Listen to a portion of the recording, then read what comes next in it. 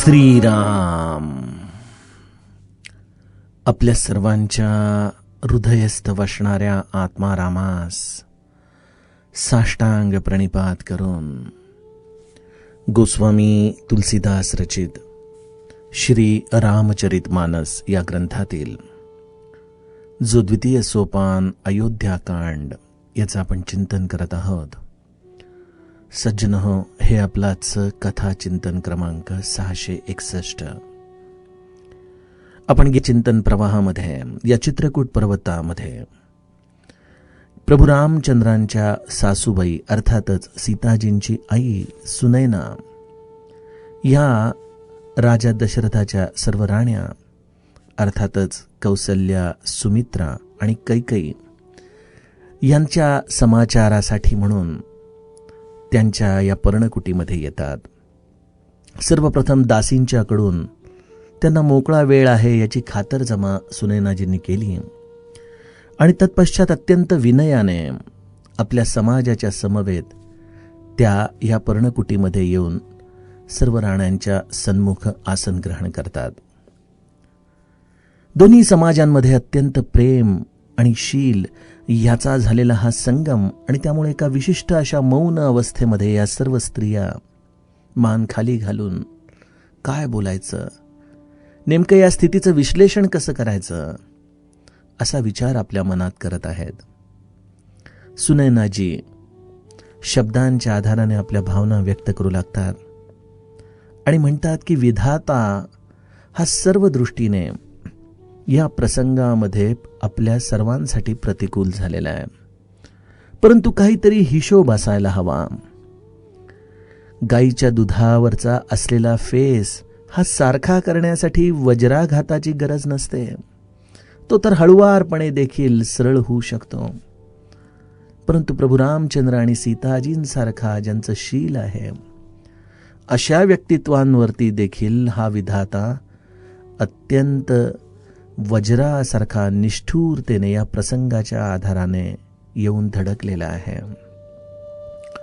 आणि त्यातून सुनैनाजी आपल्या मनातली व्यथा सर्वांच्या समोर मांडू लागतात की खरोखर या जगामध्ये विष आणि अमृत या दोन संज्ञा ऐकल्या, या जगामध्ये बेडूक, घुबड आणि बगळा आणि त्याचबरोबर राजहंस या दोन संज्ञा देखील परस्पर विरोधी ऐकल्या, परंतु अनुभवाला येतं ते केवळ विष, अनुभवाला येतं ते केवळ बगळ्यासारखे हीन दर्जाचे प्राणी, परंतु अमृत आणि राजहंस या तर केवळ संकल्पना रूपानेच आपल्याला दिसतात. आपण या दोह्याचा काल भावार्थ वेळेअभावी पूर्ण करू शकलो नव्हतो. तिथून आपण आजच्या या चौपायांचं गायन करत करत या कर्मसिद्धांताचा मागोवा बघूयात.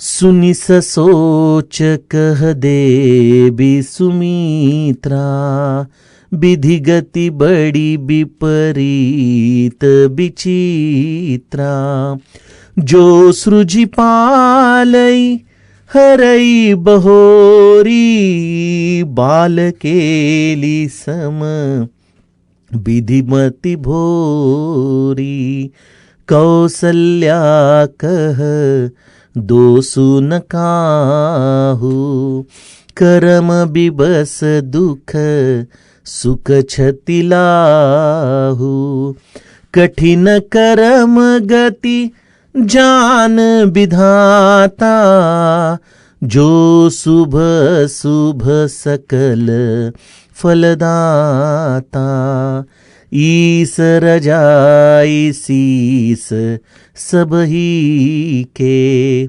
उत्पत्ति थी लय बिषहु अमी के, देवी मोह बस सोची अबादी, विधि प्रपंचु अस अचल अनादि, भूपति जी अब मरब उरानी, सोचिय सखी लखी निज हित बहानी, सिय मातु कह सत्य सुबानी, सुकृति अवधि अवध द्रौपदी रानी। लखनु राम सिंह जाहु बन, भल परिणाम न पोचू। गहबरिहिय कह कौशिला, मोहि भरत कर सोचु सियावर। रामचंद्र प्रिय हो।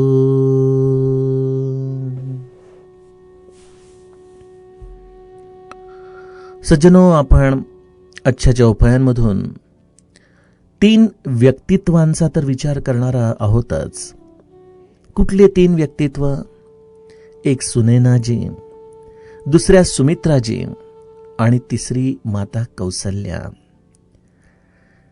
या 3 व्यक्तित्वांच्या आधाराने जणू काही गोस्वामीजी देखील आमच्या समोर 3 विचार प्रवाह, ज्याच्या मध्ये आमच्यासारखे सर्व जीव हे नेहमीच गुरफटलेले असतात, परंतु त्याचं नीट उत्तर कधीच कोणाला सांगता येत नाही. अशा या विचार प्रवाहांच्या संघर्षामध्ये जी खरी योग्य भूमिका आहे, त्या भूमिकेपर्यंत जात असताना या वेगवेगळ्या विचार प्रवाहांची मांडणी या 3 व्यक्तित्वांच्या आधाराने आपल्यासमोर ठेवत आहे. काल आपण सुनैनाजींचा विचार पाहिला की सुनिय सुधा देखी यही गरल, सब कर तुती कराल. जह तह काक उल्लूक बक, मानस सकृत मराल. सुनैनाजी म्हणतात की विष आणि अमृत यापैकी विषाची तर प्रचिती नित्य येते, अमृत केवळ कल्पनेमध्ये राहतं. कावळे, घुबड, बगळे यांच्या नेहमीच दर्शनाचा योग येतो, परंतु राजहंस मात्र हा अत्यंत दुर्लभ आहे दर्शन देण्यासाठी. त्यासाठी आपल्याला कदाचित मानसरोवरामध्ये जाऊनच त्याचं दर्शन घ्यावं लागेल.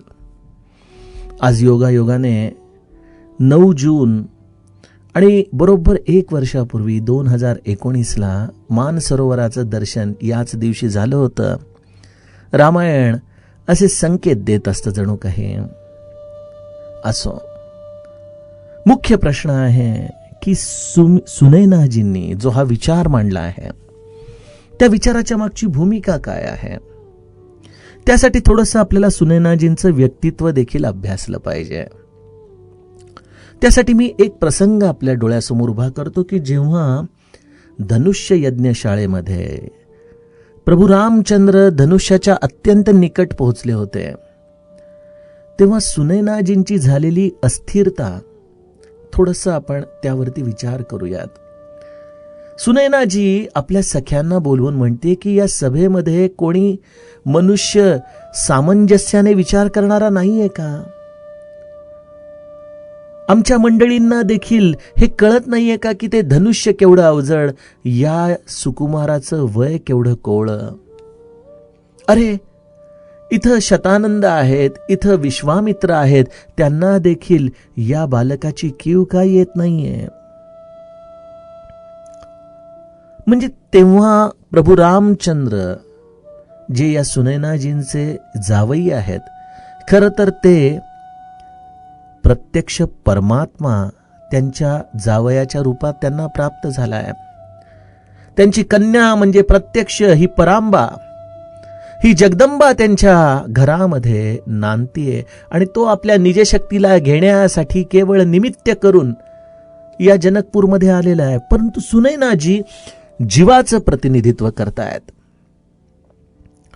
आणि जीवाच्या प्रतिनिधित्वामध्ये जरी प्रत्यक्ष परमात्मा जावई म्हणून मिळाला तरी त्याची बऱ्याचदा ओळख होत नाही. जसं आपल्या श्री महाराजांच्या बाबतीमध्ये त्यांच्या प्रथम पत्नीच्या ज्या आई होत्या, सरस्वती मातेच्या आई, जेव्हा श्री महाराजांनी सरस्वती आईंना तुकामाईंचं दर्शन दिलं, त्यानंतर घडलेला प्रसंग आपण जाणताच की सरस्वती आईंनी नकळत आपल्या पोटी आपल्या श्री महाराजांसारखा मुलगा मला प्राप्त व्हावा असा नवस तुकामाईंच्या चरणी केला. महाराज त्यानंतर त्यांच्यावरती थोडेसे संताप दाखवून परमार्थाच्या योग्य भूमिकेसाठी त्यांना घेऊन गेले. तत्पश्चात नाशिकला जाऊन नामस्मरण कसं करायचं, इथपासून ते श्वासावरती नाम कसं घ्यायचं, इथपर्यंत श्री महाराजांनी त्यांची तयारी करून घेतली. सरस्वती आई आधीच दिसायला देखण्या, परंतु महाराजांनी जेव्हा त्यांना साध्वीचं रूप केलं, जेव्हा नामाचं तेज त्या माऊलीच्या अंगकांतीवरती दिसू लागलं, तत्पश्चात श्री महाराज पुढे आपल्या साधनेसाठी उत्तर भारताच्या दिशेने निघून गेले आणि सरस्वती आईला पुन्हा आपल्या माहेरी खातवळला त्यांनी पाठवून दिलं. सरस्वती आई जेव्हा घरी आल्या तेव्हा त्यांची आई आपलं डोकं बडवून घेऊ लागली. म्हणाली, मुली काय ग, तुला काय अपेक्षेने मी लग्न करून दिलं? खरोखर तुझं नशीबच कम, खरोखर तुझ्या नशिबामध्ये संसार दिसतच नाही, कम नशिबी आहेस तू. यावरती सरस्वती आई म्हणाल्या की आई, तुला माहित नाहीये तू मला कोणाशी विवाह करून दिलेला आहे. जे सरस्वती आईंना श्री महाराजांच्या अंतरंगाची भूमिका जाणवली, ती सरस्वती आईंच्या हृदयाला मात्र आपल्या जावयामध्ये दिसली नाही. सुनैनाजींची देखील अवस्था कदाचित काही अंशामध्ये या चित्रकूट पर्वतावरती सीताजींची ही असलेली अवस्था सर्व पाहिल्यानंतर कदाचित प्रभू रामचंद्रांना देखील त्यांनी थोडंसं जीवात्मक पातळीवरती आणलेलं आहे. आणि ते विसरून जात आहेत की निज इच्छा निर्मित तनु माया गुण गोपार, अशा या प्रभू रामचंद्रांचं प्रागट्य झालेलं आहे. त्या व्यक्तित्वावरती कुठल्याही कार्यकारण सिद्धांताचा मुळी बंध लागूच पडत नाही. आणि त्यामुळे जीवात्मक पातळीवरती एक आई आपल्या मुलीसाठी आणि आपल्या जावयासाठी जसा विचार करावा, ज्या पद्धतीने आम्ही सर्वसामान्य मनुष्य समाजामध्ये विचार करतो, त्याच पद्धतीने सुनैनाजी देखील या दोह्यातून आपल्या समोर अर्थ मांडतायत. आता याचा अगदी साधा सरळ अर्थ घ्यायला गेलो ना, तर आपल्या घरामधलं एक अत्यंत नेहमीचं वाक्य मी तुम्हाला सांगतो, म्हणजे नेमकं सुनैनाजींना काय सांगायचं ते कळेल. आपल्या घरामध्ये असा कुठलाही एखादा प्रसंग घडला की एकच वाक्य प्रत्येकाच्या मुखात असतं की मी असं कोणाचं काय वाईट केलं होतं की म्हणून देवाने माझं एवढं वाईट केलं. आम्हा सगळ्यांनाच पडणारा हा एक प्रश्न आहे की नेमकं हा विधाता म्हणजे नेमकी काय भानगड आहे बाबा, हे संचित काय आहे.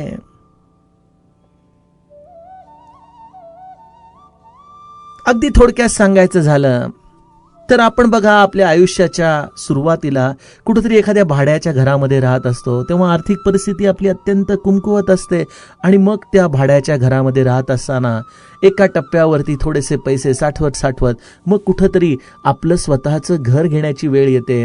आपण ते भाड्याचं घर सोडतो, परंतु त्या घटनेला जरी कित्येक वर्ष उलटून गेली तरी त्या भाड्याच्या घरामधल्या प्रत्येक गोष्टीची आम्हाला आठवण असते.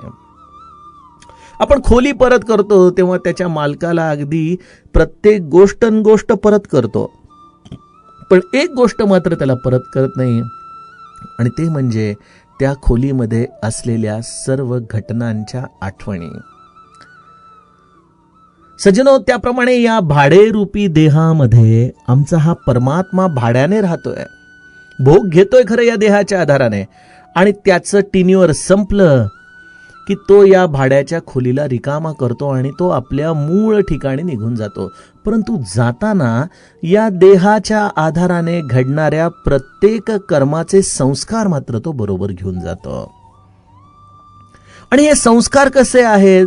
समर्थ दासबोधामध्ये जसं या सृष्टीची उत्पत्ती सूक्ष्मातून स्थूलाकडे जाते, त्याप्रमाणे या कर्माचे संस्कार घेऊन जो हा जीवात्मा बाहेर पडलेला आहे, तो पुढची योनी अशी शोधतो की जेणेकरून या संस्कारांना कृतीमध्ये उतरवण्याची, स्थूलामध्ये येण्याची संधी मिळू शकेल. आणि त्यामुळं आपल्याला श्री महाराज शिकवतात ना की सत्कर्म योगे वय घालवावे. कशासाठी? कारण की चांगले कर्म करा, चांगले संस्कार बरोबर घ्या, जेणेकरून तेणे पाविजे उत्तम गती. नामस्मरणाचा हा महिमा आहे की कदाचित तुम्ही मुक्त या जन्मात व्हाल न व्हाल, परंतु एक गोष्ट निश्चित आहे की तुम्ही उत्तम स्थितीकडे पुढं पुढं ढकलले जाता. आणि मग जीव जेव्हा एका जन्मामध्ये येतो, जेव्हा तो स्वतःला जीव समजतो, तेव्हा त्याला तर केवळ या जन्माचे संस्कार थोड्याफार प्रमाणामध्ये आठवत असतात. आणि मग तो या जन्माच्या आधाराने आपल्या आयुष्यात घडणाऱ्या प्रसंगांचं मोजमाप करू लागतो आणि म्हणतो, छे छे छे, विधात्याचं गणित फार कच्चं आहे. अरे, मी या लहानपणापासून आजपर्यंत कधीच कोणाचं काही वाईट केलं नाही, कधीच कोणाच्या विषयी कुठलं त्याचा दुष्ट असा हेतू घेऊन त्याच्याशी व्यवहार केला नाही, परंतु माझ्या बाबतीमध्ये मात्र सतत ही फसवणूक का? माझ्या वाटेला हे दुःख का? आणि हे सुनैनाजी म्हणतायत की विष आणि अमृत तर ऐकलेलं आहे, विषाची प्रचिती तर नित्य येतीच. कारण की मनुष्याला दुःख हे तर त्याच्या ठायी ठायी जीवनामध्ये त्याला व्यापून उरलेलं असतं. आणि त्यामुळे या विषाची प्रचिती कमी जास्त प्रमाणात प्रत्येकालाच होत असते, परंतु अमृत नावाची कुठली गोष्ट असते ही केवळ एक कल्पनाच उरते जेव्हा आपल्या जीवनामध्ये असा प्रसंग घडतो की राम आणि सीतेसारखे अत्यंत सत्शील मुलगी आणि जावई आहेत आणि त्यांच्या बाबतीमध्ये विधात्याने अशी गती करावी की त्यांना थेट वनवासात पाठवून द्यावं, तेही अनवाणी, या वस्त्रांवरती कंदमुळं फळं खात. हा कुठला व्यवहार आहे?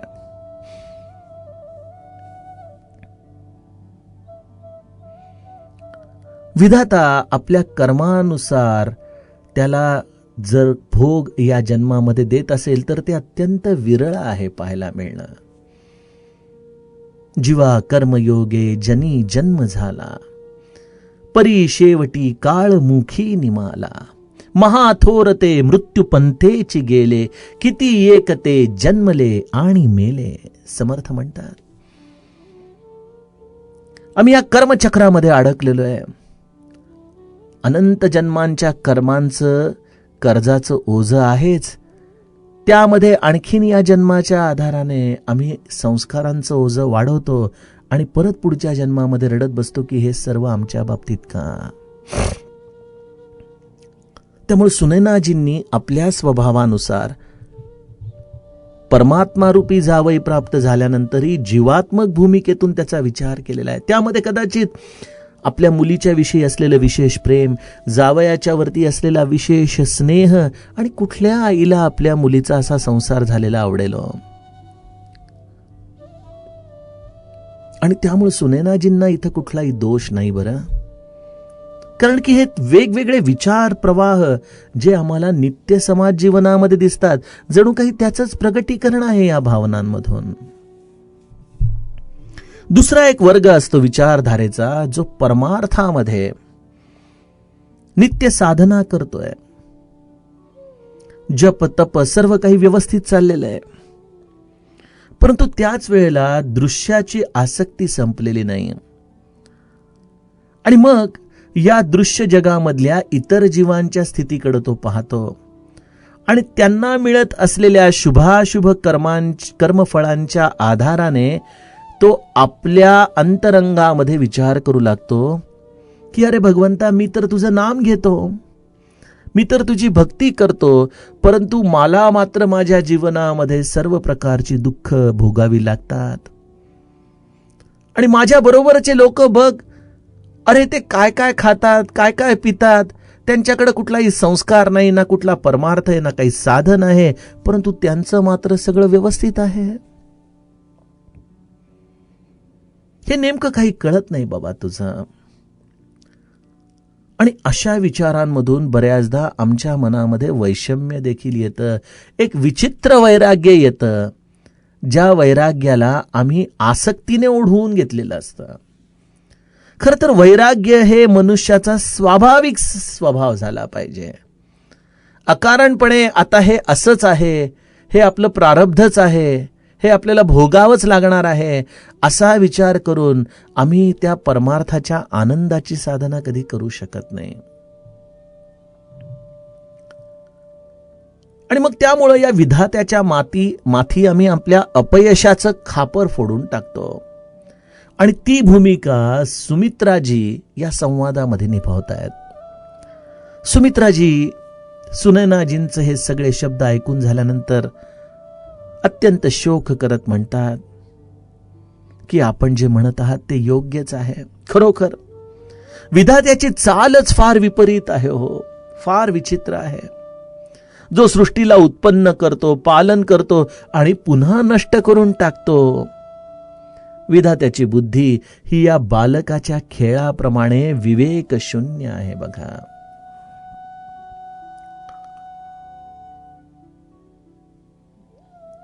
सामान्य साधकाच्या अंतरंगामध्ये हा एक प्रारब्धाच्या विषयी असलेला एक खूप मोठा अज्ञानाचा पडदाच जणू काही या सुमित्राजींच्या संवादातून हे ग्रंथ आपल्या समोर ठेवतात. आम्ही जीवनाला कशा पद्धतीने स्वीकारतो, कशा पद्धतीने सन्मुख जातो ना सज्जनो, यावरती आमच्या अंतरंगामध्ये असलेल्या परमात्म्याला जाणण्याची आम्हाला एक खूप मोठी संधी मिळते. बघा, संत तुकाराम महाराजांचा जो चित्रपट आला, ज्याला पूज्य भाऊसाहेबांनी पेटीवरल्या महाराजांची परवानगी घेऊन त्या चित्रपटाला पाहण्याची इच्छा व्यक्त केली. चित्रपट पाहून आले. महाराजांनी भाऊसाहेबांना विचारलं, भाऊसाहेब कसा वाटला चित्रपट? छे म्हणालाय, फार तुकाराम महाराजांना हाल झाले हो, बघवत नव्हते. यावरती श्री महाराज फक्त म्हणाले, अहो तो चित्रपट होता, त्यातच पुन्हा 3 तासामध्ये तुम्ही तो सगळा बघितला. आणि चित्रपट संताच्या अंतरंगाची भूमिका काय सांगणार? जे काही कष्ट दिसले ते केवळ देहाचे होते. संत आतमध्ये अत्यंत आत्मानंदामध्ये होता, असं श्री जगद्गुरु तुकाराम महाराजांचं वैभव आहे. ते चित्रपट कसं दाखवू शकेल? सज्जनो, आपण आपल्यावरून विचार करा की आमच्या जीवनामध्ये तुकाराम महाराजांचं प्रारब्ध तर फार भगवंताने जणू काही निवडून दिलं होतं त्यांना. परंतु जे काही छोटे मोठे प्रसंग आमच्या जीवनामध्ये घडतात, त्या प्रसंगांचा देखील आम्ही किती मनस्ताप करून घेतो.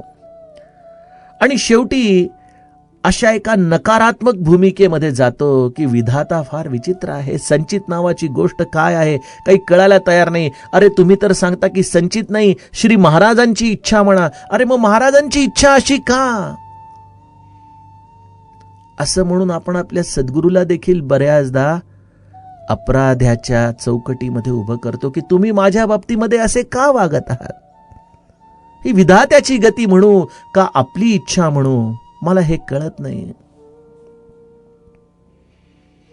खरं सांगू का सज्जनो, जसं एखादी आई आपल्या बालकाला पहिल्यांदा मांडीवरती घेते, मग ते थोडंसं बसू लागलं की त्याला सुट्ट करते, मग त्याला हळूहळू उभं करते. ते रांगत असताना जेव्हा ते उभं राहतं, पडतं, तेव्हा देखील आई त्याला परत परत उभं करते. कुठपर्यंत उभं करत राहते आई? जोपर्यंत ते मूल स्वतःच्या पायावरती खऱ्या अर्थाने उभं राहत नाही. स्वतःच्या पायावरती उभं राहणं म्हणजे त्याचं नोकरी, धंदा, व्यवसाय, शिक्षण जे काही असेल ते पूर्ण करून तो त्याच्या मार्गाला लागला की मग आई खऱ्या अर्थाने सुखावते. होय की नाही? परमार्थामध्ये देखील ही सद्गुरू माऊली आम्हाला प्रारब्ध भोगण्यासाठी अशाच पद्धतीने तयार करत असते.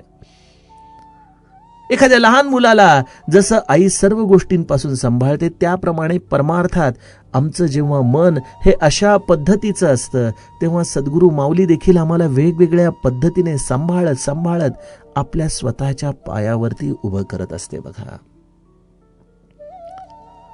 आणि तिला खऱ्या अर्थाने आनंद तेव्हाच मिळतो ना की जेव्हा आपलं मूल हे स्वतःच्या पायावरती उभं राहून या समाज जीवनामध्ये पुरुषार्थ गाजवून दाखवतं. तसं परमार्थामध्ये जेव्हा तो जीव स्वतःच्या प्रारब्धाला कुठल्याही प्रकारचा विरोध न करता, कुठल्याही प्रकारचे प्रश्न न विचारता त्याची इच्छा म्हणून स्वीकारायला तयार होतं, तेव्हा खऱ्या अर्थाने तो आजच्या परवलीच्या शब्दात बोलायला जावं तर तो आत्मनिर्भर होतो. परमार्थ हा कुबड्यांसारखा नका करू. जे आपल्या संचितामध्ये आहे ते आनंदाने भोगायचंय. जे जसं आहे ते तसंच्या तसं स्वीकारायचंय. परंतु त्या परिस्थितीमध्ये आपल्या आनंदामध्ये मात्र कुठेही कमतरता येता कामा नये.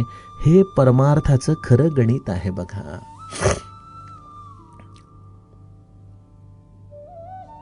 आत्ताच्या या लॉकडाऊन पिरियडमध्ये खरं सांगतो, गेले जवळजवळ 1.5-2 महिना ही रामकथा करण्याच्या आधीपर्यंत 10-15 मिनिटं मनामध्ये अस्थिरता असायची, कारण की कुठेतरी नकारात्मकता शिरलेली असायची.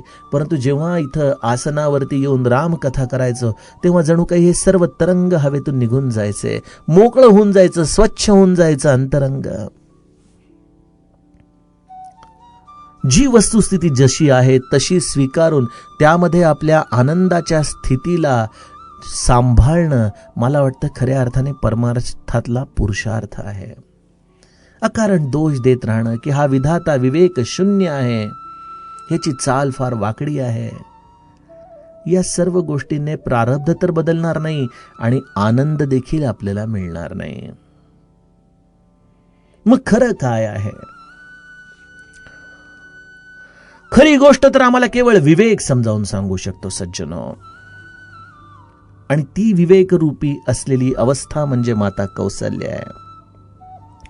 बघा, जेव्हा सुनैनाजी बोलत होत्या, जेव्हा सुमित्राजी बोलत होत्या, जरी त्यांच्या बोलण्यामध्ये कुठं काही प्रमाणामध्ये अज्ञानाचा अंश असला तरी देखील कौसल्या माता आपल्या विवेकाच्या आसनावरून हललेल्या नाहीत, कारण त्या आपल्या विहीण आहेत, सीताच्या आई आहेत, आणि त्यामुळं त्यांच्या अंतरंगामध्ये असलेलं दुःख हे प्रगट करणं हे अत्यंत योग्य आहे. आणि त्यामुळं माता कौसल्या त्यांच्या शब्दांना अडवत नाही. ना सुमित्रा, जिने आपल्या लक्ष्मणाला कुठलंही कारण नसताना या वनवासात रामाबरोबर दिलंय, सुमित्रेच्या देखील विचारांना ती छेदत नाही. आणि हे विवेकाचं समाजामधलं अधिष्ठान आहे की ते कुठल्या विचाराला खोडून काढत नाही. बघा सज्जनो, सर्वांचा स्वीकार करायचा आणि स्वीकार करत करत करत करत त्यांना सत्याच्या मार्गाचा दीपस्तंभ दाखवायचा, हीच विवेकाची खऱ्या अर्थाने भूमिका आहे.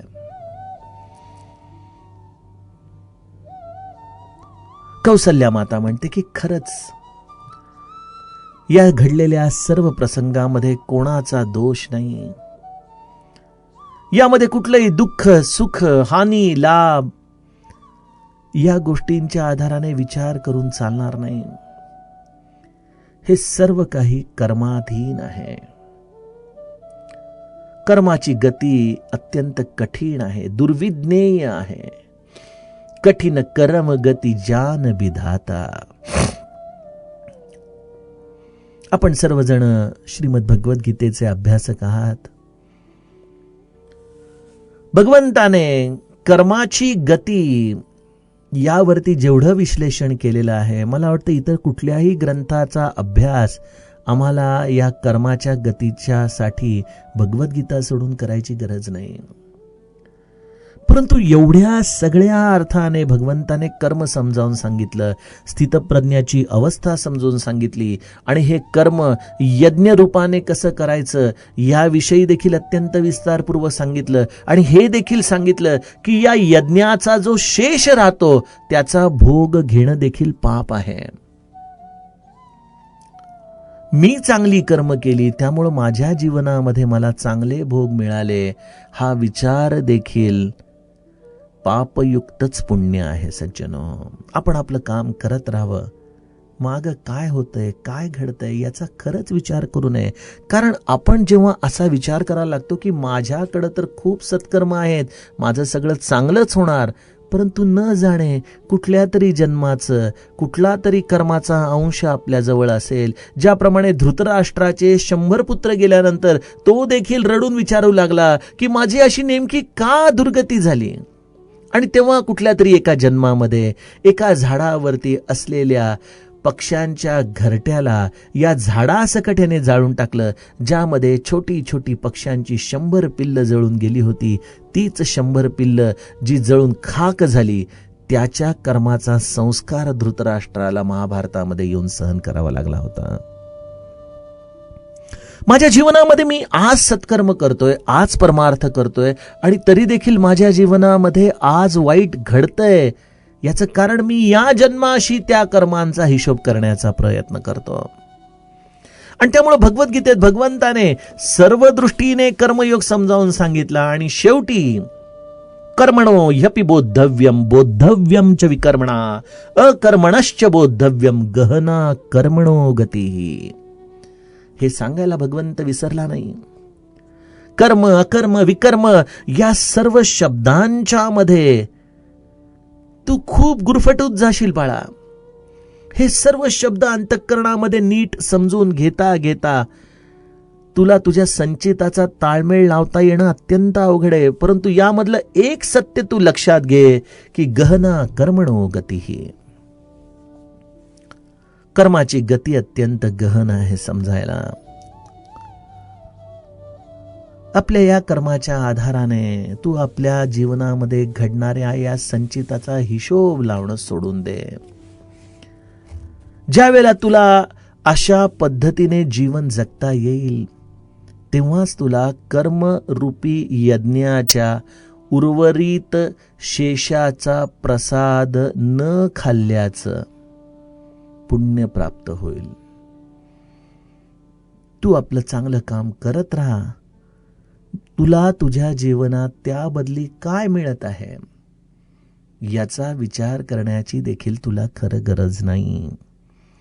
इथं मनुष्य कर्मबंधनातून मोकळा होतो कारण त्याची फलाची इच्छा जी आहे ती संपूर्णपणे त्याच्या अंतःकरणातून निघून जाते.